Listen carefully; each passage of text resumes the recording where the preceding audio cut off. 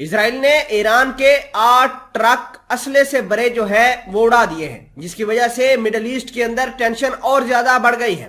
ایران کے ٹھکانوں کے اوپر اسرائیل پے در پے حملے کر رہا ہے، جس کی وجہ سے ایران کو خاصا نقصان ہو رہا ہے، خصوصاً عراق، شام اور لبنان کے اندر۔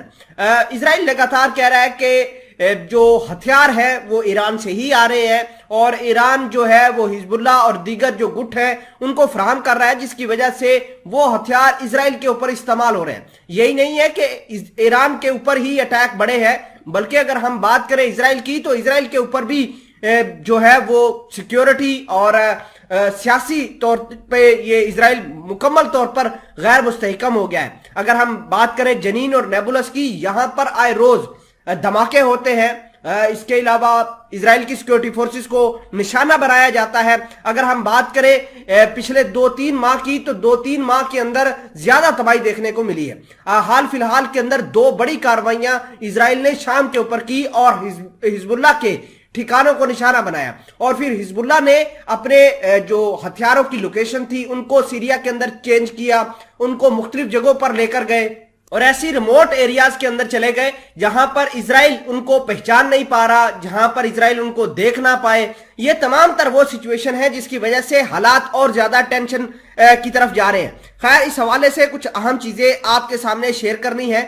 چھوٹی سی گزارش ہے کہ آپ ہمارا یوٹیوب چینل حسرات ٹی وی کو سبسکرائب کر کے پاس موجود گھنٹی کے نشان کو دبا لیں تاکہ لیٹسٹ نیوز آپ تک بر وقت پہنچتی رہے۔ سب سے پہلے اس خبر کا پروف دیکھیے، جس کے اندر لکھا ہے کہ Israeli strike Iranian arms convoy along Syrian Iraq border. IDF chief, Israel کے جو chief of army staff Aviv Kohavi ہے، انہوں نے کہا ہے کہ ہمیں پرفیکٹ انٹیلیجنس ملی تھی اور ہم نے 25 کارروائیوں کا ٹرک تھا، جس میں 8 ٹرک تو مکمل طور پر تباہ ہو گئے۔ انہوں نے اس کے بعد اس کی فوٹیجز بھی جاری کی اور کہا کہ یہ جو ٹرک تھے یہ پہلے ایران سے عراق کے اندر داخل ہوئے اور وہاں سے یہ سیریا کے جو گٹ ہے، سیریا کے ایران کے پراکسیز ہیں، ان کو ملنے تھے۔ تو ہمیں پرفیکٹ انفارمیشن ملی تھی، انٹیلیجنس ملی تھی، جس کی بدولت ہم نے ان کے اوپر کارروائی کر کے 8 جو ہے وہ ٹرکوں کو برباد کر دیا جو اسلحے کے بھرے ہوئے تھے۔ اس سے پہلے اسرائیل نے اعلان کیا تھا کہ ہم لبنان کے انٹرنیشنل ایئرپورٹ کو بھی نشانہ بنائیں گے،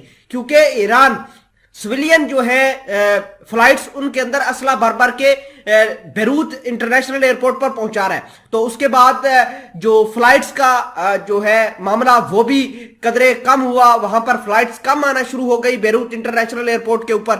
اگر ہم بات کریں اسرائیل کی، تو اسرائیل کی جو سیکیورٹی فورسز ہیں انہوں نے نہ صرف اپنے ملک کے اندر بلکہ ملک کے باہر بھی آپریشنز بڑھائے ہیں۔ اور اگر ہم بات کریں جنین کی، تو وہاں پر اسرائیل کی سیکیورٹی فورسز اور اسرائیل کی جو ٹھکانے ہیں ان کو فلسطینی تباہ کر رہے ہیں، ان کے اوپر حملے کر رہے ہیں۔ فوج کے ساتھ لگاتار جھڑپیں جاری ہے، جس کی وجہ سے اسرائیل سیاسی اور معاشی سیکیورٹی کے لحاظ سے غیر مستحکم قرار دیا جا رہا ہے۔